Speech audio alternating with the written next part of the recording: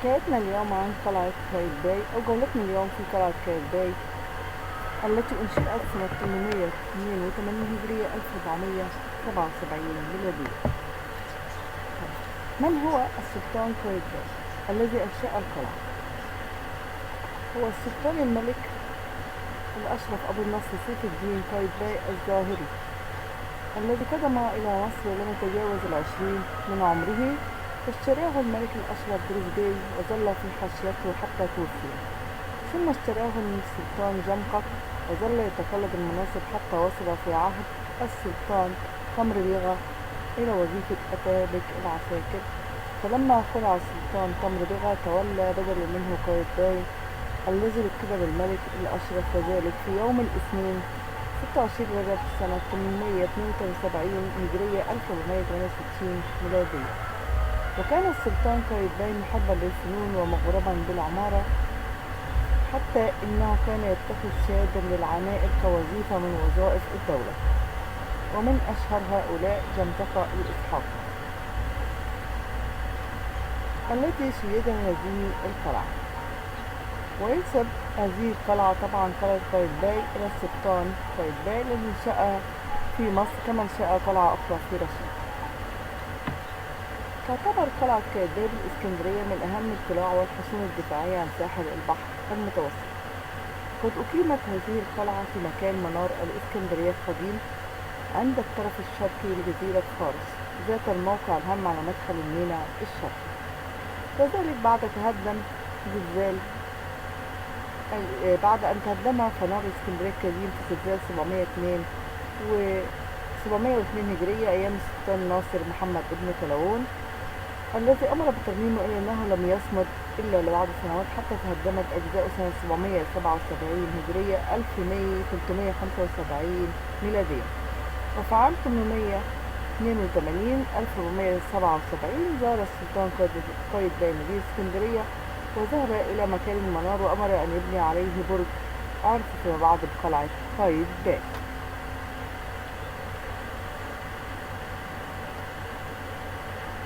حالة القلعة أو القلعة في العصور المختلفة. أولا في العصر المملوكي بعد السلطان قايتباي نظرا للأهمية فقد اعتنى بها سلاطين مصر وحكامها. وفي العصر المملوكي تولى السلطان قنصوة الغوري أمر البلاد أولى عناية خاصة بها واهتم بها، فزاد في قوة حاميتها وشحنها بالسلاح والعتاد. ولما أحس بقرب الخطر العثماني أصدر مرسوم عسكري ينهي عن الخروج بالأسلحة من القلعة، وجعل الشنق والإعدام جزاء لكل من تسول له نفسه الإقدام على عمل من أعمال السرقة داخل القلعة. وأمر بنقش الأمر على لوحة من رخام مثبتة على الباب المؤدي إلى الفناء وهي موجودة حتى الآن. في العصر العثماني لما استولى الأتراك العثمانيين على مصر استخدموا القلعة مكان لحمايتهم كما فعلوا في قلعة القاهرة ودمياط والبرونيس.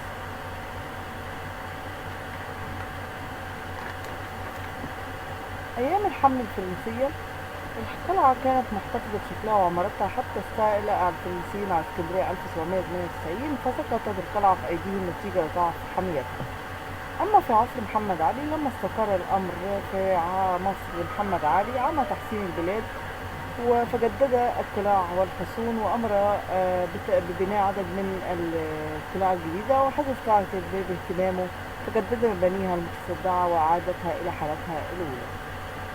اهتمت بها لجنة حفظ الآثار لأنه بعد وفاة محمد علي زالت القلعة موضع اهتمام أسرة محمد علي عندما قامت الثورة العربية وضرب الأسطول الإنجليزي الإسكندرية يوم 11 يوليو 1882.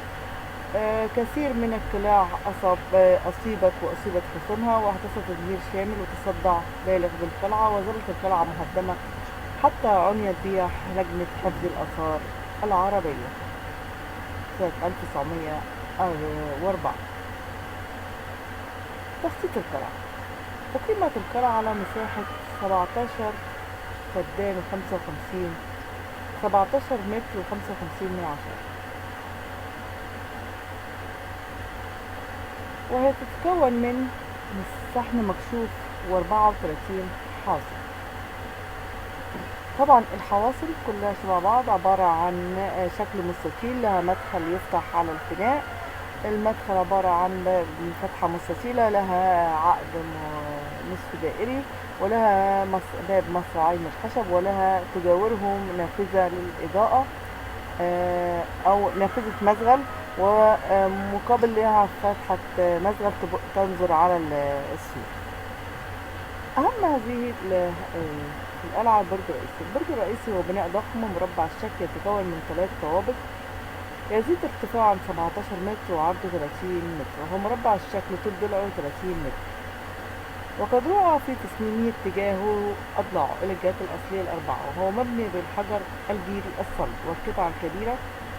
أقيم في أركانه الأربعة 4 أبراج مستديرة مرتفعة عن سطح البرج الكبير نفسه. يبلغ قطر كل من هذه الأبراج الأربعة 6 أمتار. يتوسط الضلع الجنوبي للبرج المدخل بعد أن سدوا المدخلين الجانبيين، والمدخل عبارة عن دخلة كبيرة ارتفاعها 13 متر ترتفع إلى نهاية الطابق الأول، وتنتهي من أعلى بشكل عقد مدبب. يتوسط هذه الدخلة فتحة باب مستطيل بالشكل يكتنفها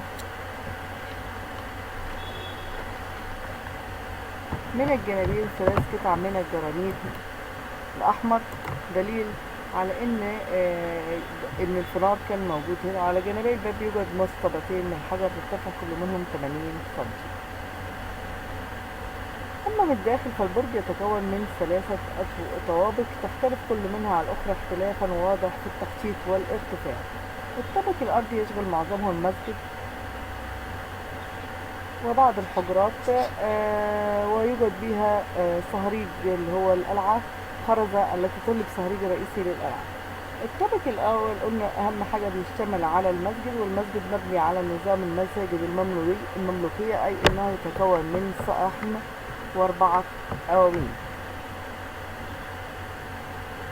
أما الطابق الثاني فيتم الوصول إليه عن طريق السلم، ويشمل على عدد كبير من الممرات الجانبية الممتدة بأضلاع 4 ممرات فرعية يفصل بينها وبعض، وفي بعض القاعات أيضا اللي هي مجموعة من القاعات والحجرات كلها تلف حول محور واحد هو المنور المطل على صحن المسجد. الطابق الثالث يتكون هذا الطابق أيضا عن طريق يتم الوصول عن طريق سلم حجري، ومكون مجموعة من الممرات الجانبية والحجرات والمخازن. ولاحظ إن أسقف هذا الطابق مبنية بنظام الطوب الأحمر اللي هو على شكل أقضية، اللي هو اسمه الطوب الأحمر أو الآجر.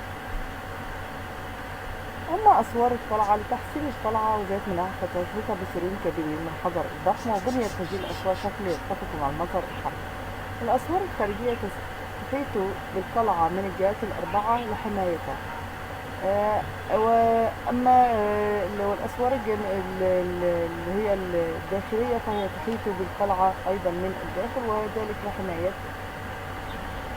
وهذه الأسوار الداخلية قلنا فتحة فيها سلم هو 34 حجرة عدت كسكنات للجند، وهي خالية من نوافذ الصحيح ما عدا فتحة الباب التي تقابلها فتحة التهوية شكل مزغل، في بعضها تميز فتحات مستطيلة على يسار الداخل بجوار الباب عليها مصبعات حديدية.